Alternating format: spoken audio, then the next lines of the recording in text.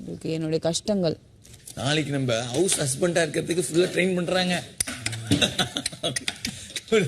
எல்லாம் ட்ரெயின் ஆகி இங்க ஒருத்தன் வந்து உட்கார்ந்துருக்கேன், அதை மறந்துடாத. அப்ப என்னடா சொல்லுவேன், இதெல்லாம் அதுக்கு யூஸ் ஆகாது. அப்படியா? ஆமா, இதை யாரு போயிட்டு பண்ணிட்டு இருப்பாங்க. இதெல்லாம் தாண்டி ஒரு சில விஷயங்கள் இப்பெல்லாம் இதெல்லாம் சொன்னீங்க, சார் நான் நல்லா அரைப்பேன், நல்லா குக் பண்ணுவேன் அப்படின்னு சொன்னாச்சியோ, அதெல்லாம் நான் ஆர்டர் பண்ணிக்கிறோம். என்ன நீ பண்ணுவ சொல்லு அப்படின்னு கேட்பாங்க.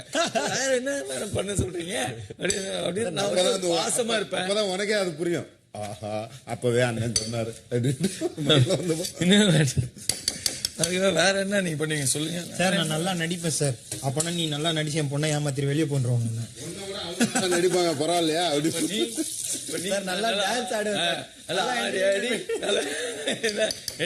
என் பொண்ணு டிவி பாத்துக்கும் போ. டிவி பாத்துருமா? அது